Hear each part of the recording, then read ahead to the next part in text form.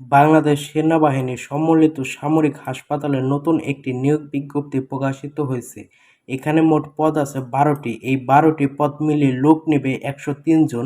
এটিতে আপনারা বাংলাদেশের সকল জেলা থেকে নারী ও পুরুষ উভয়ই জিএসসি, এসএসসি, এইচএসসি এবং কি 5 পাসেও আবেদন করতে পারবেন। চলুন এই নিয়োগ বিজ্ঞপ্তির ব্যাপারে বিস্তারিত জেনে নেই।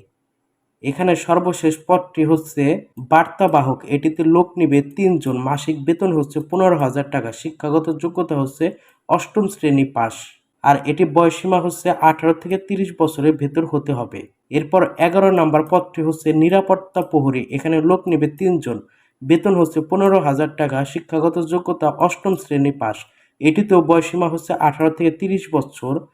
এরপর ১০ নম্বর পদটি হচ্ছে ইমার্জেন্সি বয় বা রোগীর ট্রলি বয়। এখানে লোক নেবে ২১ জন। বেতন হচ্ছে ১৫,০০০ টাকা। শিক্ষাগত যোগ্যতা অষ্টম শ্রেণী পাস। ওই বয়সীমা একই ১৮ থেকে ৩০ বছর। এরপর ৯ নম্বর পদটি হচ্ছে ওয়ার্ড বয়। লোক নিবে ৩ জন। বেতন হচ্ছে ১৫,০০০ টাকা। শিক্ষাগত যোগ্যতা অষ্টম শ্রেণী পাস। এরপর ৮ নম্বর পদটি হচ্ছে পরিচ্ছন্ন কর্মী পুরুষ। এখানে লোক নেবে ৬ জন। বেতন হচ্ছে ১৫,০০০ টাকা। শিক্ষাগত যোগ্যতা হচ্ছে পঞ্চম শ্রেণী পাস।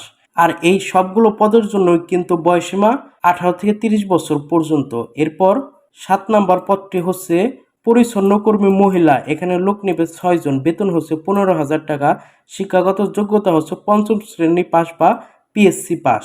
এরপর ৬ নম্বর পদটি হচ্ছে আয়া। এখানে লোক নেবে ৬ জন। বেতন হচ্ছে ১৫,০০০ টাকা। শিক্ষাগত যোগ্যতা অষ্টম শ্রেণী পাস বা জিএসসি পাস। এরপর ৫ নম্বর পদটি হচ্ছে রেডিওগ্রাফার।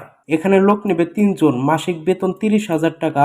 শিক্ষাগত যোগ্যতা হচ্ছে ডিপ্লোমা বা সমমান।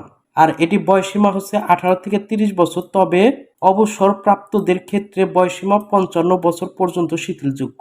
এরপর ৪ নম্বর পদটি হচ্ছে মেডিকেল অ্যাসিস্ট্যান্ট। এখানে লোক নেবে ২১ জন। মাসিক বেতন ৩০,০০০ টাকা। শিক্ষাগত যোগ্যতা হচ্ছে ডিপ্লোমা বা সমমান। আর এটির বয়সীমা হচ্ছে ১৮ থেকে ৩০ বছর। আর অবসরপ্রাপ্তদের ক্ষেত্রে ৫৫ বছর পর্যন্ত শিথিলযোগ্য। এরপর ৩ নম্বর পদটি হচ্ছে অপারেশন থিয়েটার অ্যাসিস্ট্যান্ট ওটিএ। এখানে লোক নেবে ৬ জন। বেতন হচ্ছে ৩০,০০০ টাকা। শিক্ষাগত যোগ্যতা ডিপ্লোমা বা সমমান। আর এটির বয়সীমা হচ্ছে ১৮ থেকে ৩০ বছর। অবসরপ্রাপ্তদের ক্ষেত্রে ৫৫ বছর পর্যন্ত শিথিলযোগ্য। এরপর ২ নম্বর পদটি হচ্ছে ইন্টার্নশিপ কেয়ার অ্যাসিস্ট্যান্ট আইসিএ। এখানে লোক নেবে ১৫ জন। মাসিক বেতন হচ্ছে ৪০,০০০ টাকা। এটির শিক্ষাগত যোগ্যতা হচ্ছে ডিপ্লোমা বা সমমান। এটির বয়সীমা ১৮ থেকে ৩০ বছর। আর অবসরপ্রাপ্তদের ক্ষেত্রে ৫৫ বছর পর্যন্ত শিথিলযোগ্য। এরপর ১ নম্বর পদটি হচ্ছে নার্স। এখানে লোক নেবে ১০ জন। মাসিক বেতন ৩৫,০০০ টাকা। আর শিক্ষাগত যোগ্যতা হচ্ছে যে কোনো স্বীকৃত প্রতিষ্ঠান হতে বিএসসি ইন নার্সিং পাস হতে হবে। আর এটির বয়সীমা হচ্ছে ১৮ থেকে ৩০ বছর। আর এখানে যতগুলো পদ আছে এই পদগুলোতে যদি আপনাদের পূর্বে কাজ করার কোনো অভিজ্ঞতা থেকে থাকে তাহলে আপনারা অগ্রাধিকার পাবেন। সেটা এই যে এখানে বলে দিয়েছে।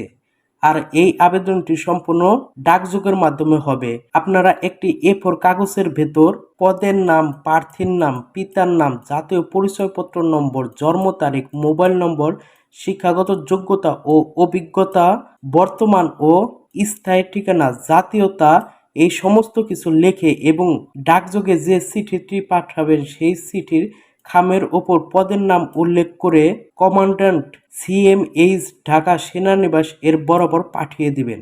আর আবেদনপত্র প্রেরণের শেষ তারিখ হচ্ছে ৫ই অক্টোবর ২০২৪ তারিখ। আর আবেদনপত্রের সাথে অবশ্যই সকল শিক্ষাগত যোগ্যতা ও অভিজ্ঞতা সনদপত্রের সত্যায়িত ফটোকপি, জাতীয় পরিচয়পত্রের সত্যায়িত ফটোকপি এবং ৪ কপি সদ্য তোলা পাসপোর্ট সাইজের রঙিন ছবি জমা দিতে হবে। আর এটির আবেদন ফি হচ্ছে ২০০ টাকা, যেটি আপনারা কমান্ড্যান্ট সিএমএইচ ঢাকা অনুকূলে পে অর্ডার অথবা ব্যাংক ড্রাইভ করে দিবেন।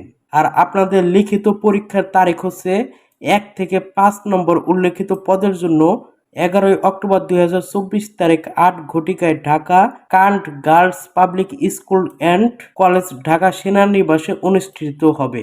আর লিখিত পরীক্ষায় উত্তীর্ণ প্রার্থীদের মৌখিক পরীক্ষা আগামী 18 অক্টোবর 2024 তারিখ CMAH ঢাকা সেনানিবাসে অনুষ্ঠিত হবে। আর ক্রমিক নম্বর 6 থেকে 12 এর উল্লেখিত পদে প্রার্থীদের লিখিত পরীক্ষা ও মৌখিক পরীক্ষা আগামী 11 অক্টোবর 2024 তারিখ 8 ঘটিকায় Dhaka cant girls public school and college Dhaka সেনানিবাসে অনুষ্ঠিত হবে। কিভাবে আপনারা ডাক টিকিটটি পাঠাবেন আশা করি বুঝে গেছেন। এছাড়াও যদি আপনাদের কোনো প্রবলেম থেকে থাকে তাহলে আমাদের কমেন্ট বক্সে জানাবেন, আমরা রিপ্লাই দেওয়ার চেষ্টা করব। ধৈর্য ধরে আমাদের ভিডিওটি পুরোপুরি দেখার জন্য ধন্যবাদ সবাইকে।